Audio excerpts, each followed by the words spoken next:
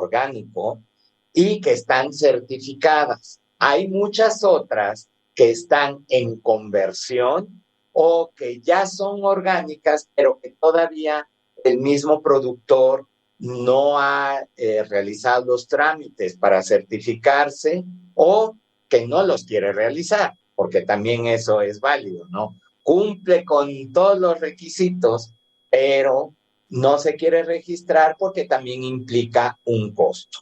Y si son empresas pequeñas, obviamente se les hace una carga bastante pesada en registrarse, ¿no? Y algo también interesante que nos da ese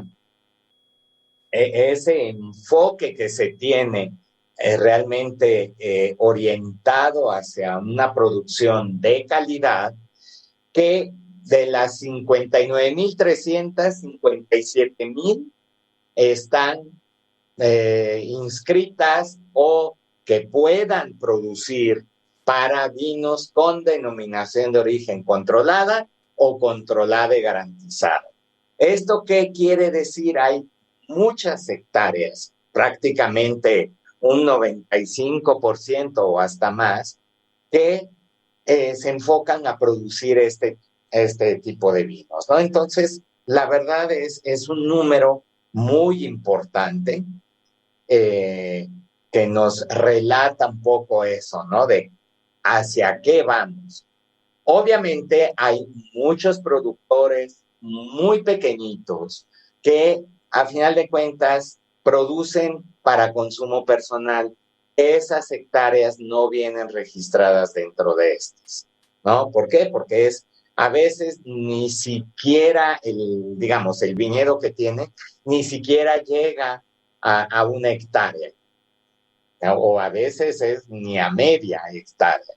Entonces, no la registran porque no les interesa realmente vender ese vino al mercado general, sino que pues lo que le interesa es producirlo para consumirlo ellos mismos.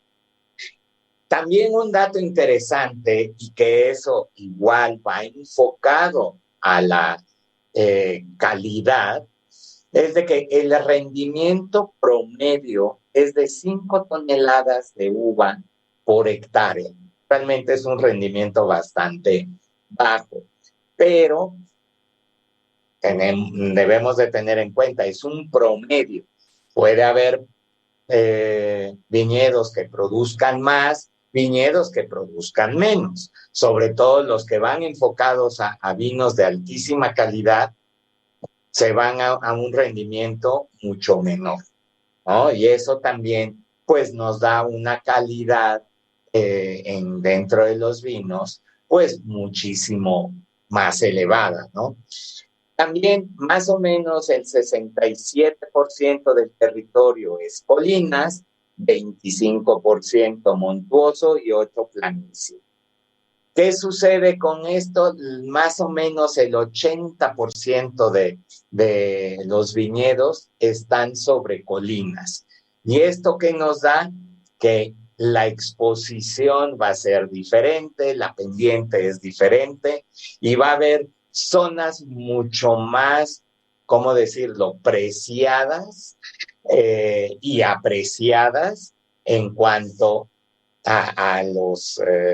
¿cómo se llama? Al tipo de viñedo que vamos a tener, también el terreno va a estar influyendo y eso pues nos trae esas diferencias luego que podemos ver en cuestión de precios, no solo de la hectárea, sino también ya de los vinos producidos. Y hay algunas zonas que como son zonas que vienen ya de muchísimos años, obviamente están muy reñidas o muy codiciadas ciertas parcelas y eso también hace que el precio aumente. En total se tienen registradas 1,011 vinícolas, 15 son lo que se llama cantines sociali, que son cooperativas, pero que recordemos que el concepto de cooperativa en Italia no es nada más sinónimo de que nos vamos a ir a vinos que son de una calidad inferior, sino son cooperativas que pueden estar produciendo vinos con denominación de origen, vinos con denominación de origen controlada y garantizada, pero que precisamente agrupan a muchos pequeños productores que no podrían ellos hacer una vinificación, llamémosla comercial, y que entonces se juntan, todo mundo lleva sus uvas a la cantina Sociale y con eso también se tiene una producción cuidada porque es asesorada, ¿no? Y con esto vamos a poder obtener vinos que sean de calidad, obviamente a precios que son más económicos. Y algunas de estas cooperativas realmente sacan vinos muy interesantes, opciones que realmente valen mucho la pena.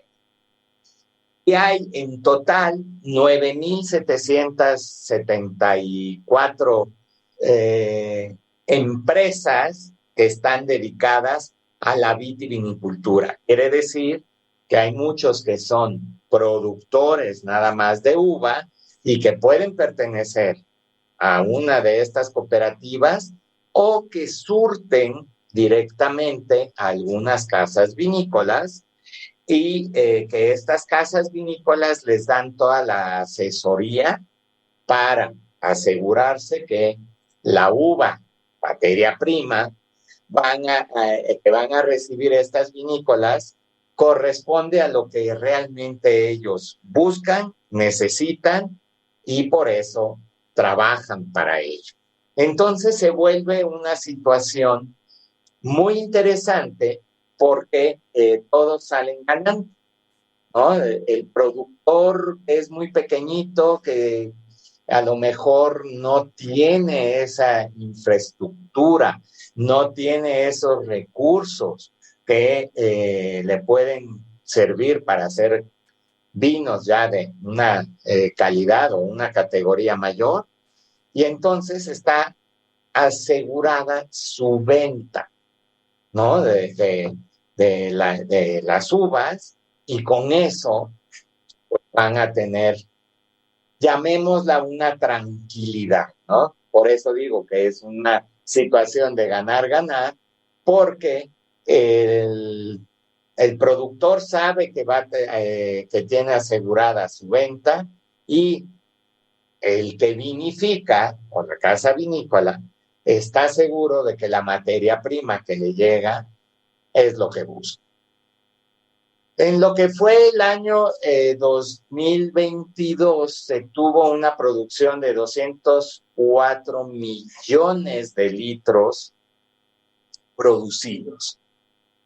70% de esos fue vinos bajo alguna denominación de origen, ya sea DOC o DOCG, 27% bajo denominación, lo que es indicación geográfica protegida o indicación geográfica típica, y 3% serían los vinos genéricos. ¿Qué quiere decir esto? El famoso vino da Tavola. Entonces, también aquí vemos que prácticamente el 97% de la producción de vino en Toscana está bajo alguna denominación. Y eso también, pues, nos habla de ese enfoque de calidad, ¿no? Y que muchas veces son vinos que nos llaman mucho la atención, sobre todo aquí en México, que conocemos y que está bastante difundida, lo que es la indicación geográfica protegida toscana, de la Toscana o toscano, puede llevar esos nombres, pero que tenemos una gran variedad de vinos. porque dentro de esta categoría se incluyen también los famosos super toscanos, que ya es un enfoque a un nicho, a final de cuentas, de mercado, pero tenemos muchísimos vinos que son muy interesantes, ¿no? Algo también que es importante considerar y que si uno se va al disciplinar, o sea, al documento que reglamenta alguna denominación, normalmente vienen las uvas que se utilizan y si está permitido utilizar algunas otras, simplemente le ponen, se puede estar completando el 100% con un porcentaje que cada denominación lo define de las uvas autorizadas en la región. Pero resulta ser que en Toscana hay 87 variedades de uva autorizadas. Entonces, si nos vamos a hacer la posible combinación de todas esas uvas, obviamente hay uvas blancas, hay uvas tintas, y que entonces dentro de cada categoría se disminuye la cantidad de uvas o variedades que podemos utilizar, pero se vuelve un abanico prácticamente que es a los 360 grados, o sea, ya no es un abanico, sino toda un universo, ¿no? Y que además cada productor puede estar haciendo mezclas según su criterio, porque poniendo un ejemplo, X, el Sangiovese debe de ser mínimo 50%. Y el restante 50%, si es de que se utiliza otras uvas, puede ser de cualquiera de las uvas, ya sea tintas o blancas, según el vino, y con los porcentajes que uno decida. Entonces, obvio que es una cantidad prácticamente infinita de opciones que podemos encontrar, ¿no? Y sí quiero hacer mucho énfasis en esto porque, regresando a esta indicación geográfica, que repito, es de las más conocidas aquí en México y a final de cuentas en el mundo, dice Toscana o Toscano, y uno piensa, sí, es, entre comillas, lo mismo de siempre. Pero podemos tener una, una variedad muy grande, unos estilos muy diferentes, dependiendo, porque en esta indicación geográfica abarca toda la región, todo el territorio de la región, obviamente el que tenga el cultivo de vid, ¿no? Y entonces va a haber diferencias también por el microclima, va a haber diferencia por el terreno, si están más cerca de la costa, si están más cerca de las montañas, de qué lado está sobre una colina la exposición. Entonces, realmente lo que comparten es el nombre, pero no quiere decir, repito, que sea uno más del montón. Es cada vino puede tener digamos, sus características. Dentro de las denominaciones de origen controlada y garantizada, también se tiene esa consideración. Cada reglamento nos va a indicar los porcentajes mínimos y máximos de las uvas que forzosamente tienen que estar presentes, y luego viene la categoría las autorizadas en la región. Entonces también aquí podemos tener una variante muy grande Y me voy al ejemplo, digo, porque lo conocen más, pero en realidad no es tema de esta sesión. El Chianti puede tener, Chianti clásico, puede tener de las, obviamente, en forma predominante el Sangiovese, y luego ya son variaciones que cada productor va a tener. Por eso también resulta a veces un poco complicado o confuso porque piensan que, es Chianti o es Chianti clásico, entonces todos los vinos que voy a probar bajo esa denominación son exactamente iguales. Y no, cada uno va a tener lo suyo. También cada productor puede no solo cumplir con las reglas de la denominación, sino realmente excederlas, cubrir cada aspecto de la producción, buscar que sea lo más cercano a la excelencia, ¿no? A lo perfecto. Y entonces también ahí se puede tener una diferencia que simplemente viendo la etiqueta va a costar un poco de trabajo entender en los precios, ¿no? Podemos tener un vino con indicación geográfica toscana, a lo mejor nos puede estar costando 250 pesos y otros que pueden estar costando 15,000, ¿no? Entonces, aquí también entra esa confusión, como si cae dentro de la misma denominación, hay una disparidad tan grande, una divergencia tan grande en los precios. ¿Por qué? Porque esta categoría, la IGP, sobre todo en Toscana, que fue de las primeras, nació para cubrir ese hueco que había entre el vino genérico, o sea, el vino de tábola, y los vinos con denominación de origen controlado. Entonces, buscaron eso, pero también les da esa flexibilidad, y no quiere decir que no lleven un control riguroso de lo que sale al mercado, ¿no?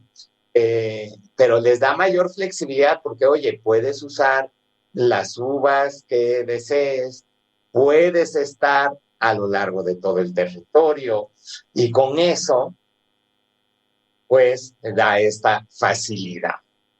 Les voy a platicar o mencionar cuáles son las uvas que son las menos conocidas dentro de la región toscana. Y digo menos conocidas, pero principalmente aquí en México.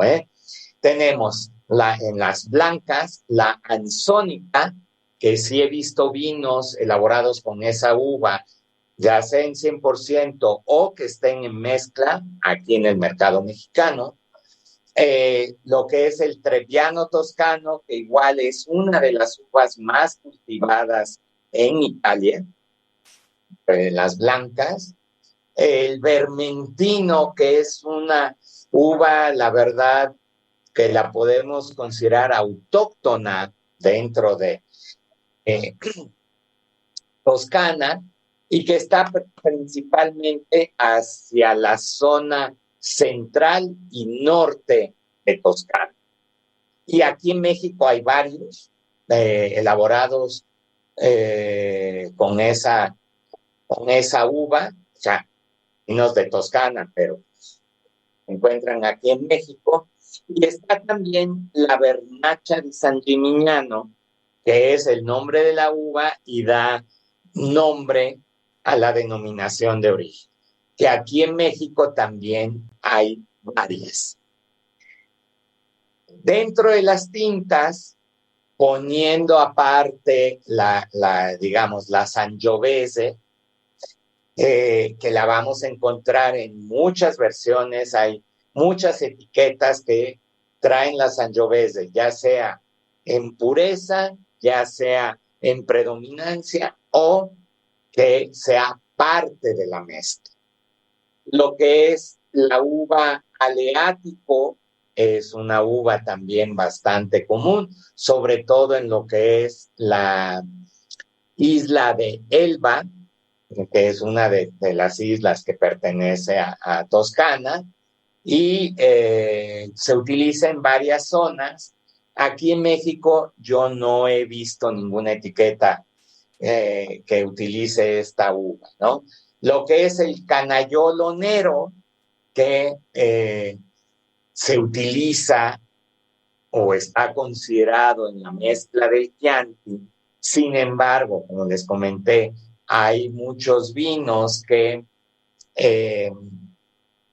ya los están elaborando con 100% Nayolo para precisamente hacerle entender a la gente que, primero que nada, es una uva que nos puede dar vinos de calidad y sobre todo vinos interesantes, pero que también en dado caso puedan entender cuál es la característica de esa uva y que a lo mejor la podemos ir reconociendo en vinos que son de mezcla, que lleven esta uva en mezcla. El Ciliejolo también es una uva autóctona de Toscana. Aquí en México he visto un par de etiquetas con uva Ciliejolo 100%. Vale mucho la pena probarlo porque el nombre de la uva precisamente deriva del nombre de la cereza, o sea, chilieya, porque en aromas y sabores recuerda mucho esa, ¿no? Y tanto el canayolo nero como el chilieyolo son uvas que nos dan mucho color. Entonces, en ocasiones se han estado utilizando precisamente para darle más color a el vino que queremos obtener, ¿no? Luego está el Pruñolo Gentile, que se utiliza muchas veces en pureza para grandes vinos. Y también está el Vermentino Nero, que es una variante del Vermentino, que es una uva muy interesante. Se utiliza muy poco, es una uva no tan fácil de cultivar, pero, ¿cómo se llama?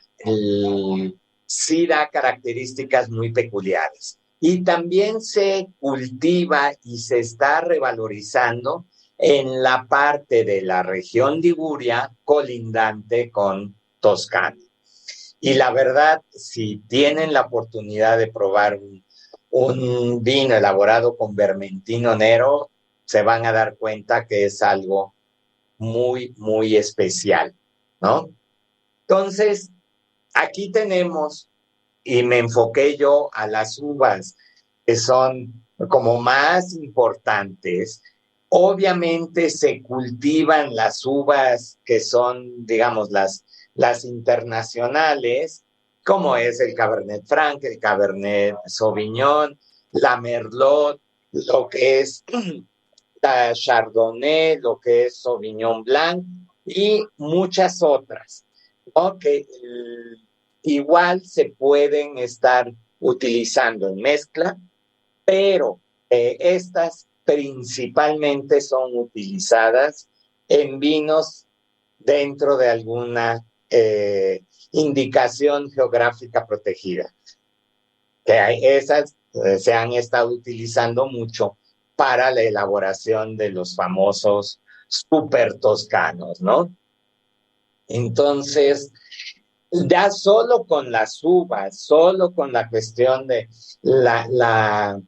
digamos, cómo se ha ido fraccionando, cuáles son las zonas clásicas, que normalmente las zonas clásicas, porque fueron las primeras que surgieron están en el centro de Toscana, más o menos lo que es entre Florencia y Siena, que es también la zona del Chianti, es la zona donde también se tiene el Brunello di Montalcino, ¿no? Que son de los grandes vinos.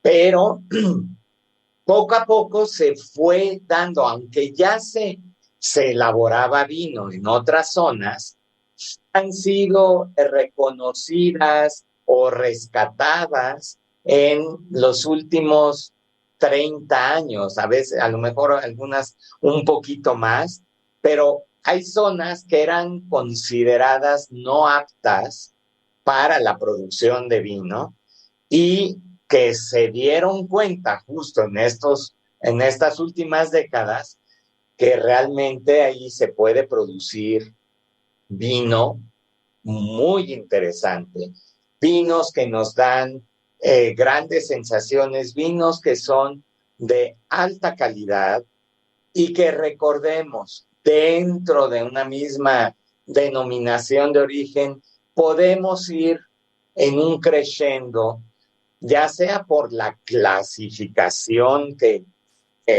tiene, de las tipologías, o si es el superiore, si es el reserva, si es el clásico, podemos encontrar varios niveles. Entonces también aquí se vuelve un ejercicio muy didáctico, muy educativo, probar de varios productores, de varias tipologías y poder ir entendiendo. Recuerden, siempre utilizo yo este concepto, ¿no? Entender el vino, conocerlo para disfrutarlo más. Que no nos debemos dejar llevar porque, es esa denominación ya muy conocida, entonces todos son iguales, o es de que yo probé uno y la verdad lo consideré malo, eh, pero pues no he probado todos. Hay muchísimas etiquetas, hay muchísimas casas vinícolas. Obviamente, aquí en México, pues no llegan todas, pero afortunadamente se tiene una, a final de cuentas, variedad, ¿no? De estilos, de precios y, como siempre también comento, al vino hay que darle esa oportunidad. No debemos el quedarnos con la primera impresión, ¿no? Es de que no me gustó, entonces es de que ya no me va a gustar. Lo vuelvo a probar. A lo mejor ese día yo no estaba en mis mejores condiciones para poder apreciar el vino. A lo mejor esa botella tenía algún problema o que también al momento de servirlo, ya sea nosotros mismos o en un establecimiento, no se sirvió en las condiciones óptimas. Entonces, recordemos eso. Siempre hay que darle una segunda oportunidad, a veces hasta más. El ir identificando nuestro gusto, porque puede ser muy válido las características de una determinada variedad de uva o las características de una denominación, de un estilo de vino, no me agradan, no tengo por qué decir, es que sí me agrada, aunque no lo sea, ¿no? Entonces, uno lo va identificando y ya va teniendo como esa habilidad de, en un momento dado, pedir un vino con determinadas características o también pedir un vino que no tenga determinadas características porque esas no nos agradan, ¿no? Entonces sí es esa función, eh, pues la verdad, ejercicio, tarea, como la quieran ustedes ver, de probar, probar y seguir probando y probar otra vez hasta ya entender qué es lo que nos gusta y qué no. Y que también, que eso siempre lo digo y lo promuevo. Si no nos gusta, no quiere decir que el vino sea malo, que desgraciadamente es una situación que se da de forma muy fácil el decir eso, ¿no? De que no me gusta, entonces es malo. Y si alguien nos pregunta, oye, ¿qué tal es este vino? Uno les va a contestar, en ocasiones, es de que es malo. No, ni lo compres, ni lo pruebes. Pero ¿por qué limitar a la otra persona? A lo mejor a la otra persona es un estilo de vino, es una uva que le agrada y lo estamos limitando. Entonces, ya habiendo hablado de lo que son las, eh, las uvas, aquí les mencioné las principales, cuáles son otras que sí podemos encontrar aquí en México, y también lo importante es siempre investigar, a ver, este vino con qué uva está hecho, o oigan, este vino de casualidad tiene esta uva, ando buscando un vino que contenga esta uva, ¿no? Ya sea en mezcla o en pureza. Y de las denominaciones de origen que encontramos, me voy a ir primero a las indicaciones geográficas, que son como las más amplias, las más, ¿cómo se llama? Eh, flexibles, ¿no? Y consideren lo que es la toscana, de la toscana o toscano, pero que aquí también las tipologías que permite esa indicación son el blanco, el rosado, el tinto, el espumoso, el novello, que es el vino muy joven, normalmente elaborado con maceración carbónica, el frizzante, el pasito y el vendemmia tardiva, que es la cosecha tardía. Entonces, vean que dentro de esta clasificación, indicación geográfica protegida o típica toscana, ese es el nombre, podemos encontrar todos estos. Y entonces se vuelve, entiendo, complejo y confuso esa parte de que, bueno, es de que es indicación geográfica protegida toscana, pero pues yo había probado un tinto y ahora resulta que hay un blanco, que hay un rosado, ¿no? Que hay un frizzante y que entonces se vuelve, la verdad, un universo en el cual podemos estar moviéndonos. Otra indicación geográfica típica o protegida que sí he visto algunas etiquetas aquí en México es Colli de la Toscana Central, ¿no? Que es justo de la zona central. Dentro de las denominaciones de origen controlada, y que recuerden que pueden llevar también la leyenda DOP, o sea, denominación de origen protegida, está Bolgheri, que hay muchos vinos que se han enfocado a vinos mucho más estructurados, vinos en cierto sentido para un nicho, poniendo aparte, porque ese sí es un caso aparte y que a lo mejor muchos lo conocen, el Bolgheri Sassicaia, ¿no? Que fue como el parteaguas. Pero también aquí en la de DOC Bolgheri podemos tener blanco, rosado y tinto. Entonces, tenemos que ver cuál, ¿no? Maremma toscana, también he visto aquí en México. La Maremma está al sur de Toscana. Lo que es Orcha, que es otra denominación que está más hacia el centro-este de la región. El Rosso di Montalcino y el Rosso di Montepulciano que son, algunos los consideran como los hermanitos de el Brunello di Montalcino y el Nobile di Montepulciano.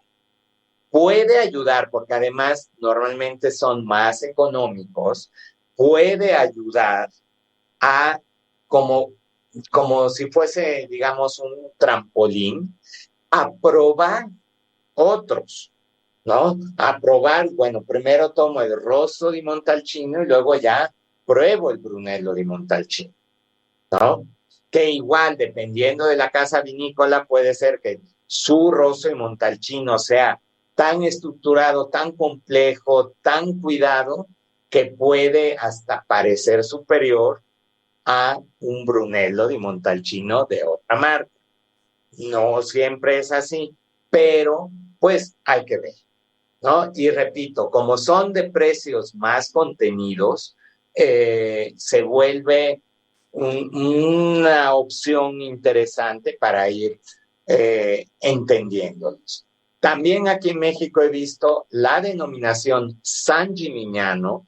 Ojo, no hay que confundir con la Vernaccia y San Gimignano de OCG, porque también puede tener blanco, rosado y tinto.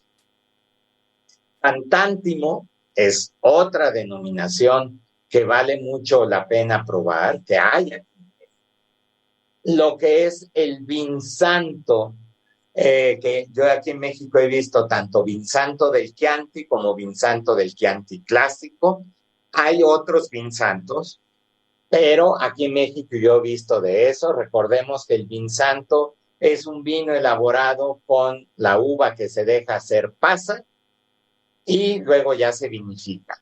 Por ende, podemos tener un vino que es dulce, con una graduación alcohólica que puede ir sobre los 14 grados, o podemos llegar hasta los 16, 17, ya en versiones secas, ¿no? Y que normalmente pues se acompañan con las famosas galletas cantuccini, que son las galletas de almendra, pero que pueden acompañar muchos postres, sobre todo si nos vamos a postres más bien como panqués, o sea, postres secos, que no lleven crema, que no lleven salsas, ¿no? Y la verdad le pueden ir muy, muy bien.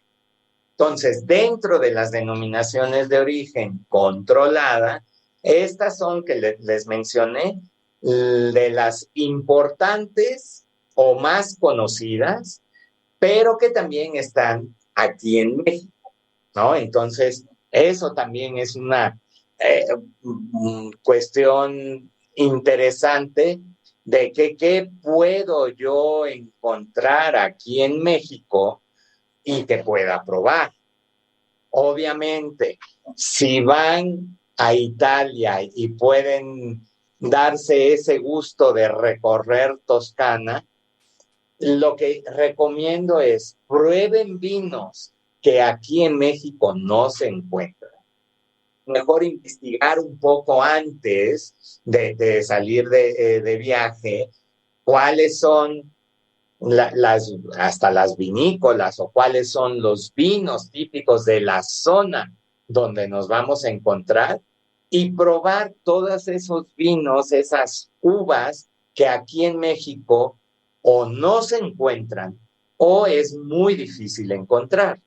Porque para mí no tiene mucho caso, a menos de que realmente sea un vino muy peculiar, probar los vinos que yo aquí tengo, ¿no? O sea, ya lo probé, ahora lo voy a probar allá. Obviamente que nos va a saber diferente por el gusto de estar allá, si uno está de vacaciones, está más relajado, si estamos en alguna ciudad viendo el panorama o si vemos el paisaje de ahí de los viñedos, obvio que va a ser una sensación muy diferente, pero aprovechemos esa oportunidad de probar cosas, vinos que no podemos encontrar aquí en México.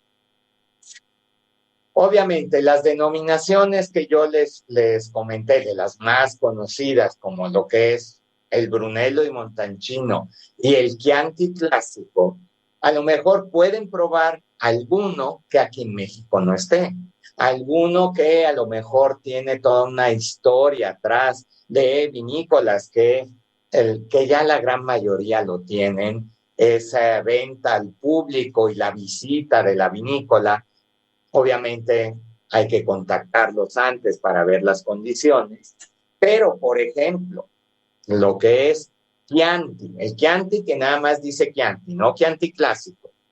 Aquí en México podemos encontrar el Chianti Colli Fiorentini, Chianti Rufina, Chianti Colli-Senese, pero recordemos que también está el Chianti Montalbano, el Chianti Colli Aretini, el Chianti Colli Pisano, ¿no? Entonces, primero que nada, aquí en México, busquen esas subzonas, por así decirlo, del Chianti. Y estando allá, pues prueben las que no, aquí no hay. Aquí en México también encontramos el Morellino di Scansano, que es elaborado lo mismo con Sangiovese, pero que en la zona lo llaman Morellino. Y también está más hacia el sur de la región. Y aunque es Sangiovese, nos va a dar notas muy diferentes al Sangiovese que está más en la zona del centro de Toscana, ¿no? ¿Cómo se llama? Ay, se me fue, del Chianti y del Brunello, ¿no? Luego también aquí en México sí he visto varios, Vernaccia di San Gimignano, que también está la versión, digamos, normal, vino blanco, con también la reserva, pero también hay versiones en espumoso, que valen mucho la pena. Y obviamente el vino Nobile di Montepulciano, que hay varios aquí en México, que es igual como de los más conocidos, de más abolengo, podríamos decir, y que pues vale mucho la pena. Aquí, o sea, espero no haberlos confundido más de lo que ya estaban a lo mejor con los vinos de Toscana, pero podemos ver que realmente estos otros vinos de Toscana y que muchos los podemos encontrar aquí en México y por ende probarlos, démosle esa oportunidad, ¿no? Hay mucho, ¿no? Y que no debemos encasillar dentro de una categoría los vinos, sin ir muy lejos, el Chianti. Créanme que hay cosas espectaculares. Dentro del Chianti clásico, que está también el superior, y luego lo que es de reserva, y luego lo que es el Gran Selezione, que si no han probado un Chianti clásico Gran Selezione, háganlo. Es un vino obviamente mucho más costoso. Estamos hablando que ya vamos de los 900 a los 3,000 pesos aproximadamente. Pero también es ver que un vino que se ha estereotipado, ¿no? De que, ay, es el vino de la canastita, ay, es que el Chianti, ¿no? El Chianti es genérico, el Chianti es malo, que no es así, pero tenemos también versiones que son maravillosas. Y repito, aquí en México también se encuentran, ¿no? Entonces es dentro, no solo de probar los otros vinos, pero dentro de los vinos ya más conocidos, que ya llevan muchos años aquí en México, buscar esas opciones, esas tipologías que nos van a dar pues otra perspectiva del vino de Toscana. Entonces, realmente a mí me apasiona hablar de vinos italianos, me apasiona más esa parte de ¿cómo se llama? De los vinos de Toscana, porque mis raíces están allá. Entonces, es esa parte también sentimental, que yo creo que todos tenemos esa conexión con la tierra, a lo mejor donde vivimos, la tierra de donde son nuestros padres, o tierra donde nacimos. De hecho, yo nací en Veracruz, entonces también tengo una conexión muy especial con la gastronomía veracruzana, pero se vuelve, pues para mí, algo apasionante, ¿no? Y que yo creo que los que ya me han escuchado en otras ocasiones lo entienden, que no lo digo nada más por decir. También les quiero como, digamos, como algo adicional, que ya hablamos de los vinos, pues todo lo que hay de gastronomía y que algunas cosas las podemos encontrar aquí en México. Por ejemplo, el aceite con indicación geográfica protegida toscana o toscano, sí se encuentra. Eh, y que entonces nos va a dar también esa tipicidad, ¿no? Tenemos una cuestión eh, aunque es aceite de oliva, pero ya se utilizan las aceitunas cultivadas en la región, la variedad de aceituna que es típica de ahí, ¿no? De los otros, posiblemente creo de haber visto el que es el aceite con denominación de origen protegida, que anticlásico, y posiblemente también el de Luca, que es otra ciudad que es una joyita. Luego, obviamente, tenemos el queso y de los que tienen denominación de origen protegida, aunque hay muchísimos que no tienen, pero que son una delicia, es el pecorino toscano, o sea, el queso elaborado con leche de oveja, y aquí en México sí lo he visto. Y de lástima que de embutidos aquí en México por el momento no pueden llegar, pero si están por allá en Toscana, prueben la finocchiona, que es un salami muy grande con la carne que es molida bastante gruesa, pero que está aromatizado con semillas de hinojo. Luego lo que es el lardo di colonnata, que es como la parte del tocino, pero principalmente grasa, que lo hacen, le ponen especias, lo salan obviamente, pero lo dejan madurar en tinas hechas de mármol. Colonnata es un pueblito, creo que de 500 habitantes, muchos se dedican a esto, y si están allá, pruébenlo porque es una delicia. Y también está el prosciutto toscano, que es un jamón, que es un poquito más salado que los otros conocidos de Italia, como el de Parma o el de San Daniele, pero que la verdad sí puede estar muy bueno.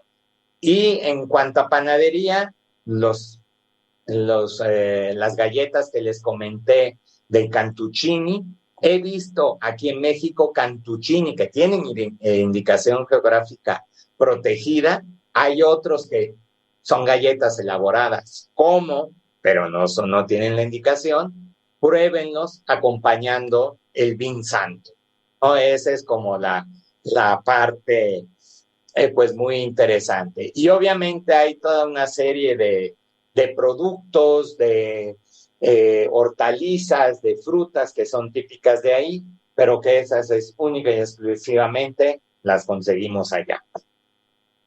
Pues llegó la hora de despedirme de nuestro auditorio de Promo Estéreo, agradeciendo como siempre el que nos escuchen, y también pues no los quiero entretener más con toda esta información. Creo que les dejé y espero más bien, que les dejé esa curiosidad de investigar más.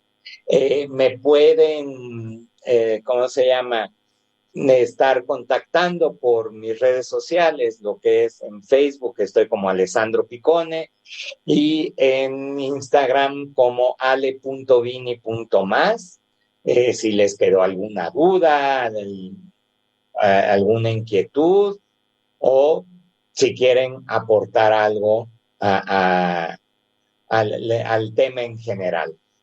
Pues nuevamente, gracias a Frecuencias AMEC, que me da gusto, pues ya empezando mi tercer año,